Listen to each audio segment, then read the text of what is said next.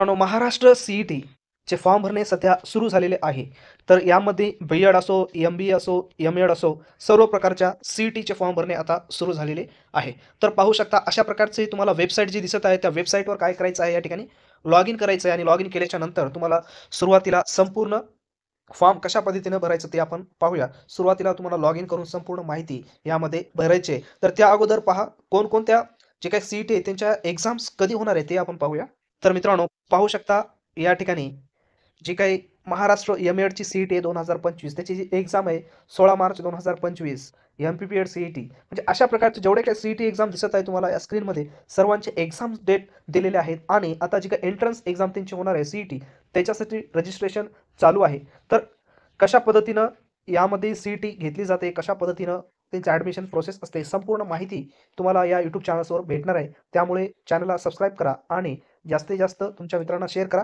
तसेच या YouTube channels बरोबर टेलिग्राम चॅनल्स देखील आहे आणि त्याची लिंक देखील डिस्क्रिप्शन बॉक्समध्ये दिलेली आहे. त्या ठिकाणी तुम्ही चॅनलला सबस्क्राईब करू शकता. तर पाहूया आपण रजिस्ट्रेशन कशा पद्धतीने करायचं आहे.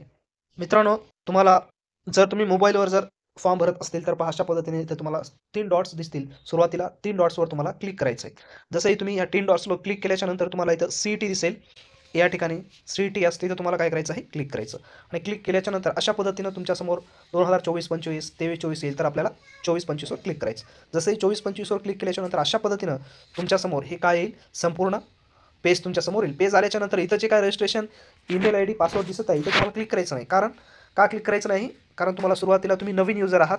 न्यू फॉर्म आहे तुम्हाला. जरी गेल्या वर्षी जरी तुम्ही सीईटी दिलेली असेल तरी यावर्षी तुम्हाला काय करायचं न्यू युजर्सवर तुम्हाला क्लिक करायचं आहे आणि इथं रजिस्ट्रेशनवर तुम्हाला क्लिक करायचं. जसं रजिस्ट्रेशनवर क्लिक कराल अशा पद्धतीची संपूर्ण माहिती इथं ओपन होईल. इथं आता महत्त्वाची गोष्ट म्हणजे असं आहे की पहा पुढची तुम्हाला मी या ठिकाणी माहिती देतो. जेव्हा तुम्ही सीईटी एक्झाम देताल, सीईटी एक्झाम दिल्याच्यानंतर कॅप राउंड होत असतात आणि कॅप राउंड्समध्ये तुम्हाला काय करायचं असतं मित्रांनो, संपूर्ण डॉक्युमेंट्स तुमचे असतात ना, ते डॉक्युमेंट्स तुम्हाला अपलोड करावे लागतात. मग अपलोड करत असताना तुमच्या डॉक्युमेंट्सची चेकिंग होते आणि नंतर तुम्हाला ते काय करतात, कॅप राउंड्समध्ये तुम्हाला कॉलेज देत असतात आणि जर तुमची डॉक्युमेंट्समध्ये काही चूक असेल तर तुमचं जे कॅप राउंडमध्ये भरलेला फॉर्म आहे ते रिजेक्ट केले जातो आणि पुन्हा डॉक्युमेंट्स तुम्हाला अपलोड करण्यासाठी सांगतात. मग अशी तुमचे डॉक्युमेंट्स प्रोसेस हे रिजेक्ट होऊ नये यासाठी तुम्हाला काय करायचं आहे, तर संपूर्ण माहिती नीट व्यवस्थित ऐका. तुमचे संपूर्ण मार्कशीट तुमच्या समोर ठेवायचे आहेत आणि न चुकता ॲज इट इज ज्या पद्धतीनं तुमच्या मार्क्सवर नाव आहे त्याच पद्धतीने तुम्हाला संपूर्ण तुमच्या स्पेलिंगसहित तुम्हाला माहिती भरायची आहे.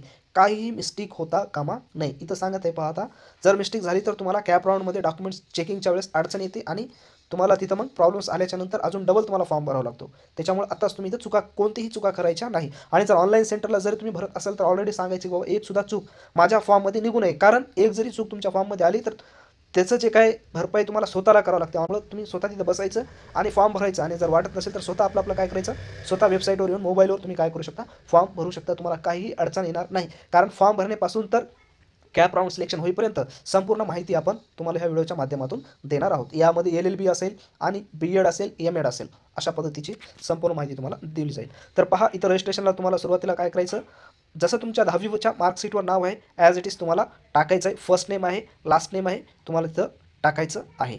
इथं first name and middle name आणि इथं लास्ट नेम आणि ईमेल आयडी. दुसरी महत्त्वाची गोष्ट म्हणजे चालू ईमेल आयडी द्यायचा आहे. कारण नंतर सगळे मॅसेज तुम्हाला मेल आयडीवर येणार आहेत आणि पासवर्ड इथं तुम्ही कोणत्याही प्रकारचं तुम्हाला लक्षात ठेवून त्या पद्धतीने तुम्ही पासवर्ड नवीन तयार करून टाकू शकता.